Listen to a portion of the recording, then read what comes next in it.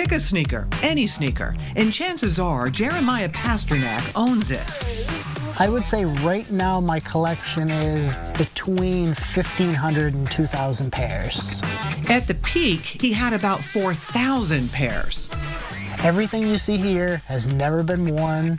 Some of it's 2 years old, some of it's 20 years old. Jeremiah can rattle off the history of any shoe on the shelf.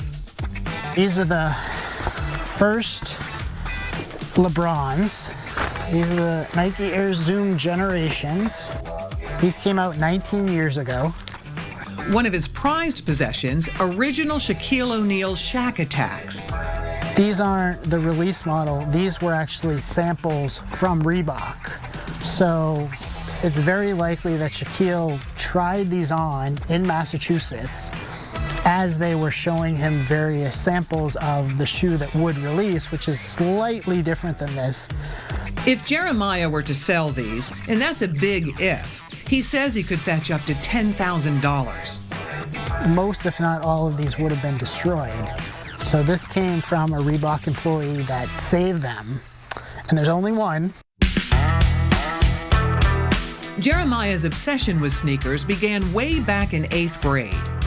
I got a postcard in the mail from Nike with this basketball sneaker that it looked like something from outer space. I mean, it was the craziest thing I had ever seen. The year was 1995. The shoe, Air Foamposite 1. They cost $160. At the time, it was the most expensive Nike sneaker ever released, and beyond Jeremiah's budget. These unattainable shoes sparked a lifelong passion.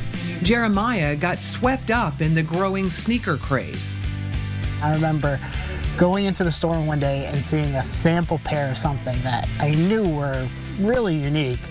They were like $100, bought them, put them on eBay, and sold for like $300 when I was like 16 years old. When Jeremiah left Hampton to attend St. Andrews University in Scotland, he kept one eye in textbooks and the other on bargains.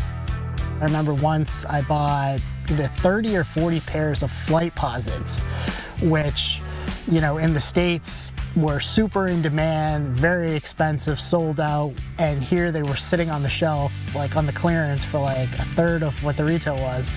Sneakers hadn't gone mainstream in the UK. Jeremiah was at St. Andrews the same time as Prince William and Kate Middleton. The future king and queen of England were in his art history classes. Kate sat next to him at graduation. That's her on the right. I don't think I ever saw them wearing sneakers. They were more, you know, fancy shoes. Back home, sneakers had become a hugely sought-after status symbol. Jeremiah grew his collection while working at the family business Pasternak Antiques, and he finally got his hands on those Nike Air Foamposites he dreamt about in 8th grade. And they've since retroed it probably 50 or 60 times, and I've had almost every colorway that's ever released.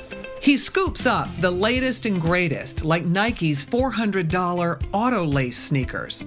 So you charge them, and then you hit the button, and when you put them on, they tighten to your exact foot. Yeah, and then they come with the smartphone app. Must-haves Yeezy 350s from Adidas are made with a knit fabric. Jeremiah owns 50 pairs. And these are, you know, Kanye West wanting to be the next Michael Jordan. Michael Jordan sneakers are in a league of their own. This is the shoe that, you know, started it all. 1985 Air Jordans reached cult status and made Nike a household name. These are most people's holy grail. Jeremiah had 2 pairs. His father bought them for a song soon after they came out, but never wore them. Thankfully, my father put them in the bottom of his closet because they think they were a little too small for him. They sat there for decades. About 10 years ago, Jeremiah sold 1 pair to singer Vanilla Ice for $2,300. And even though he says today he could get $8,000 to $10,000, he's holding on to his 2nd pair. Those ones that my father bought, those are sort of probably the one sneaker of everything here that I have too much of a sentimental attachment with to ever part with.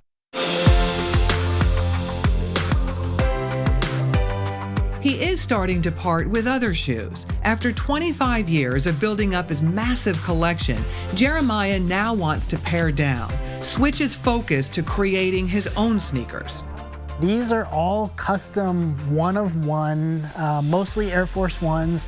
He uses a Nike design program available to anyone, drawing inspiration from sports and movies.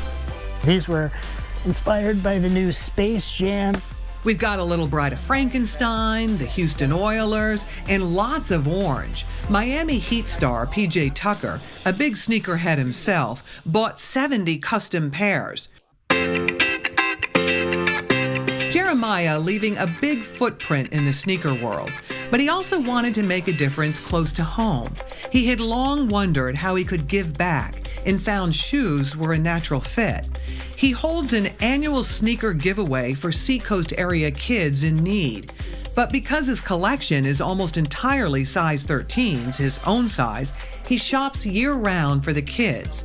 Hampton Academy got on board and was able to outfit hundreds of students. Some families don't have the access to those basic needs, and those things are really important to feel confident and successful in school. So every day you can also feel a sense of belonging with your peers, and you have that extra kind of pep in your step with a pair of nice sneakers. To have an individual like him who's willing to give hundreds of pairs of sneakers to kids that he doesn't know is just, it's outstanding.